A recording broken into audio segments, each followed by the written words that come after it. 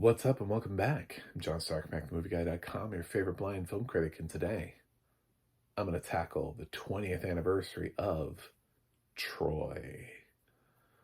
This is an epic Wolfgang Peterson movie that arguably didn't quite do as much at the box office as people had wanted it to do. There's question as to whether or not this is a success or not. I know I know a lot of people who still like Troy. Um, and uh, this is a film that has still lingered. I don't know if it's necessarily at the top of its game of this sort of sword and sandals genre. If it's considered to be the be all end all, it came like 4 years after Gladiator, so it's tough. It's tough to make that call. I'm going to say it's not Gladiator, but I've seen this film a couple times, and I'm not bored. So it's got a pretty impressive cast. Obviously, you've got Brad Pitt as the lead, playing Achilles, but also Eric Bana, Orlando Bloom, Diane Kruger, Rose Byrne, Brian Cox, my favorite actor. Pretty much anything with Brian Cox is going to get like some sort of like favorable push from me, and um, that's they're all playing these historical figures. It's the Trojan horse, Helen of Troy, the face that launched 1,000 ships. It's that story. So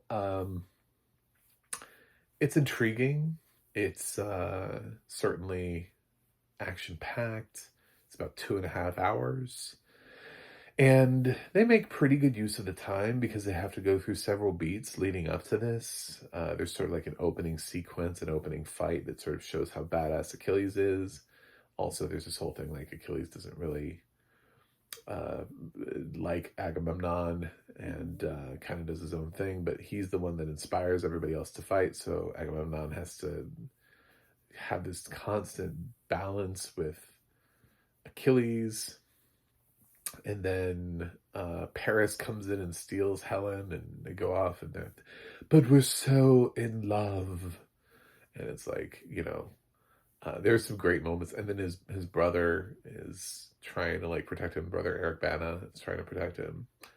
Lots of things happen here, and there's a lot of great moments. I love the one where Paris loses the fight and like scurries away like he's he's a little wuss. And in that moment, it's like, yeah, just fucking give up Helen, man. Like, like I mean, Paris can't even fight for her. Like he comes out all strong and shit, and then he tries, and then they're like, okay, well, I'll fight you for it, and then he's terrible at it. He's just so useless. So Orlando Bloom is playing this like useless motherfucker in this movie. But he's the one that caused all this. So when you think about how much you've heard about, the Trojan horse and Troy and this battle, and you realize, man, it's all because of this dude, this one guy who is not painted as being remotely having like a backbone. Like that backbone is gone real quick. So the performances are good, the action's good. I like the score. Um, I think Troy is still holds up 20 years later. This is probably my fourth or fifth time watching it, and I would watch it more because of Brian Cox as Agamemnon. If I if I wanted to, he's in quite a bit of the film. He's really good. We should have nominated Brian Cox by now for an Oscar for something, but he's big, boisterous, and fantastic as Agamemnon. Um, and in general, I don't think anybody here gave a bad performance. So it's one of those films that is not perfect. It doesn't quite have the same artistic sheen as Gladiator does, where it feels like you're watching something that is a little bit better. Wolfgang Peterson does kind of direct a more accessible sword and sandals movie for the masses, that you can take in at 2.5 hours. Although it's funny because Gladiator was a huge hit, so even though it has like some more artistic stylistic choices in there that cause it to really feel like it could be a Best Picture nominee. Troy is, could have had that too. You could have thrown that kind of stuff in there. It has some nice beats to it. It has some nice moments and I don't hate the dialogue. I think it's got a strong script. And I think everybody who showed up to act did a pretty good job here. The accents are kind of wavering, like everybody sort of has their own accent based on where they're from, um, which is interesting because everybody's like from a different place, so nobody ever actually sounds like they're all in the same area. But you could say the same thing in Gladiator too. I mean, Joaquin Phoenix is doing something with an accent, but he doesn't come from the same place that Russell comes from, so everybody sort of they're merging into this weird accent where Brad Pitt sounds American, Eric Bana's trying to lose his Australian accent. You've got Brian, who's still very Scottish in this. Um, so everybody's sort of like merging into this one. And Orlando Bloom is using sort of like the same, he sounds almost the same as he did in Pirates of the Caribbean. It's that same sort of like um, lightly British accent that he's trying to do. Elevated British, I guess you could say. Not like Cockney, but this, um, like a light tone to it. Like he's doing Shakespearean drama or something, but I don't know. It's that part's interesting, but some of the action sequences are really well directed because Wolfgang Peterson can direct an action sequence. You know, we always, I think people approach Peterson movies like they're these mainstream accessible movies, but people forget the reason why we ever talk about him is because of Das Boot. So, you know, there's which is considered to be one of the like classic films of all time. So, yes, everybody comes from somewhere. And if you have the chance to check out Troy, do. The audio description track is weird. Is weird. Um, and not bad, but it definitely feels like it's telling a story and not necessarily trying to be audio description. Like there are times where it says something and it gives you like how somebody is feeling in the moment, or there's a time where like Achilles, sort of spoilery, but he has to bury a character and that's close to him, and it tells you it's like Achilles stands there looking at the body of his thinking about, and I'm like, wow, this is a lot of audio description. Like what he's thinking. You've told us the relationship of this character that's already been introduced, by the way. We've already been told who this character is. You're just like reminding us. I'm not really sure why. Like there are just a lot of choices that are being made in the audio description track that I just feel like are all right. Thank you. There are times when somebody's pondering and it's trying to tell me what it thinks that they're thinking about what lies ahead of him in a great road of, and I was like, hello, how did you ask Brad Pitt what he was thinking about in that moment? Because if cool, I mean that's amazing. Or get some director's notes from Wolfgang Peterson or the screenwriter or something as to the context of the scene, or are you just doing this on fly?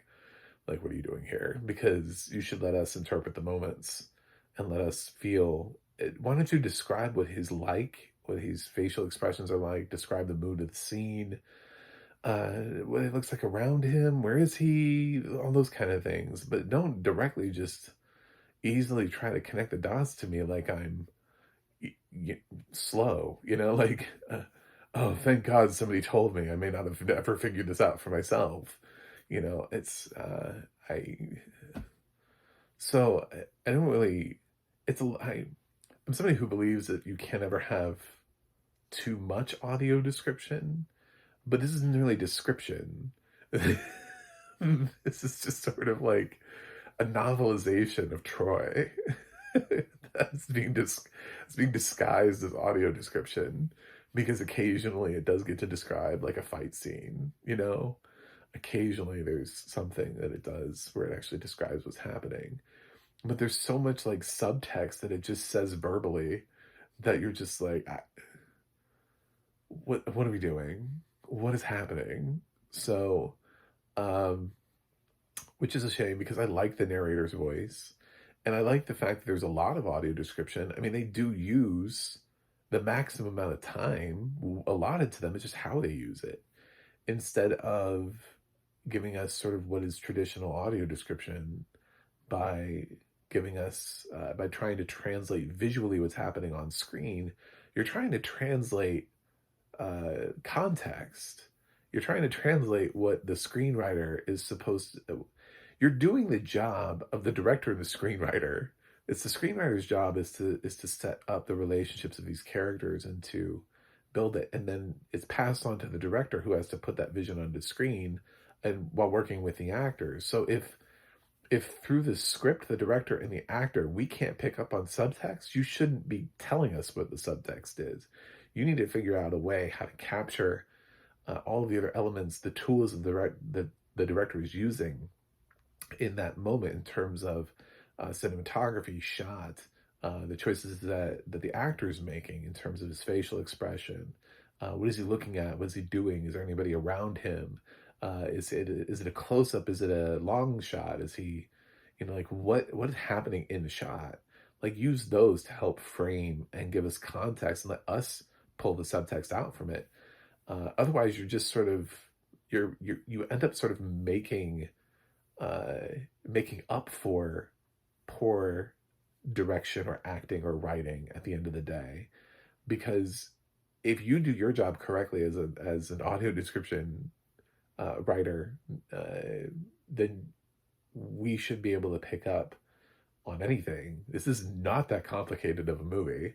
It's already based in history, so there's we should know some stuff going into it if you just attended school. Like, I mean, if you don't know what the Trojan horse is,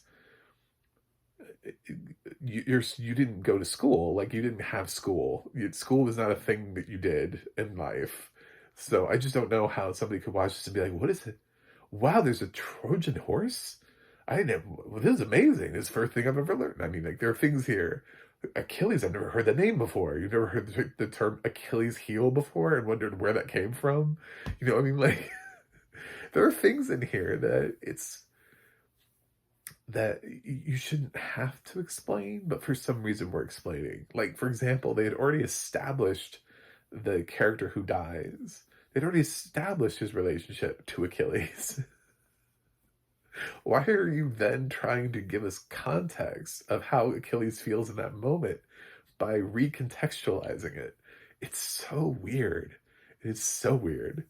Anyway, but I'm glad to talk about Troy and its 20th anniversary because I think I'm one of the few people who likes Troy, um, and finds it a good film. It also gets bonus points for Brian Cox. It gets Brian Cox points, it's a unique thing that I do because he's my favorite actor of all time. As you'll notice, anytime I've ever reviewed anything that's Brian Cox, I just uh, what was the last? Mending the Line came out this year and didn't have audio description. I was like, yes, I'm gonna watch that.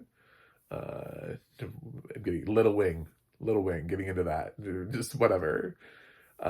So yeah, it's the Independent. Like I've seen all of his like little films that he gets sucked into. um so of course I love when he's playing Agamemnon of all people. uh Check out Troy. I think you'll like it. I think the action is cool, and it's got a good story, and it's got a great cast. But the audio description, man, that's a weird audio description track. And to be fair, I don't know if there's an American audio description. I heard the UK track, so I'm referring specifically to the UK track. If an American one was made at some point and is floating around out there, I don't mean to insult you. I'm sorry, but this is definitely a British guy doing the narration. So, yeah, that's all. Thanks for watching. Thanks for subscribing. I'm giving Troy an A minus. It's not quite like an A. It's not an A because I'm like Gladiator's better than this.